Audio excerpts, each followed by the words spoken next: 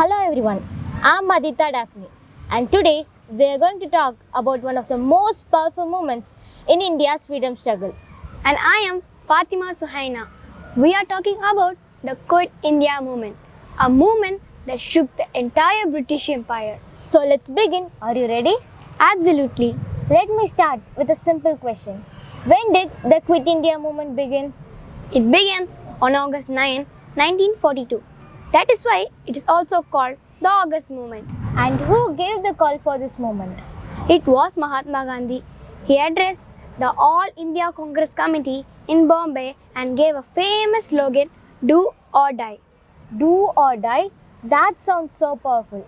What did exactly he mean by that? He meant that Indians must either win freedom or die trying. There was no going back. Every Indian had to fight with full courage and commitment.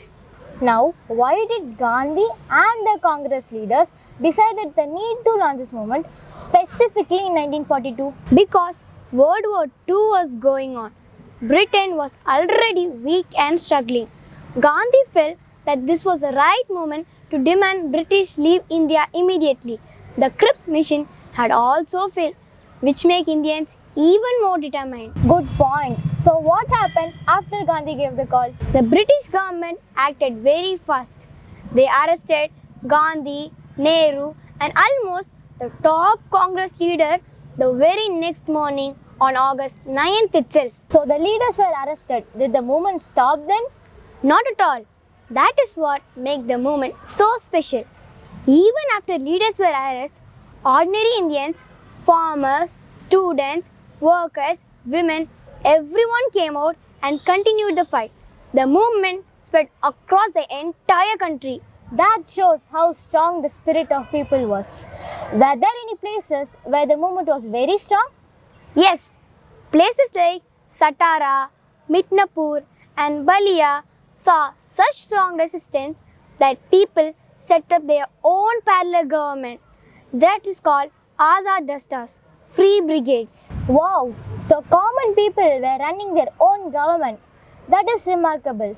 Now, the British suppressed the movement quite harshly, didn't they? Yes, very harshly. They arrested over 1 lakh people. Many were beaten, fired upon, put in prison, but they cannot stop the spirit of Indians. Let me ask something more personal.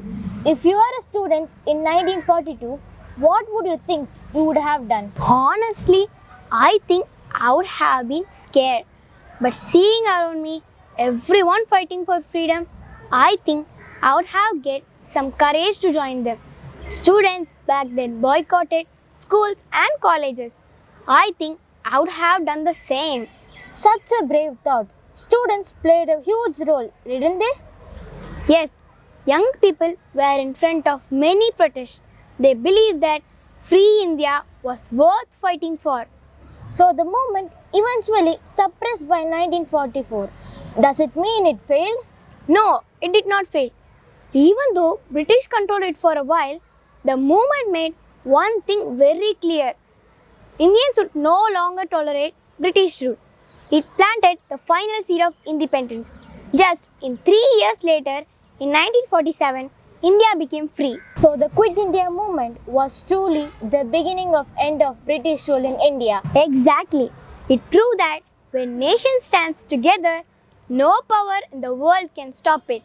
So, to summarize, the Quit India movement began on August 9, 1942 under the leadership of Mahatma Gandhi with the slogan, "Do or die." Even after leaders were arrested, ordinary Indians kept the movement alive.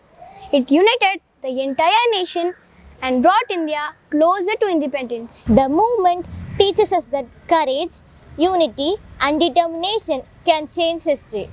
And as students, our responsibility is to remember their sacrifice, work hard to make India a country would be proud of. Thank you for watching. Jai Hind.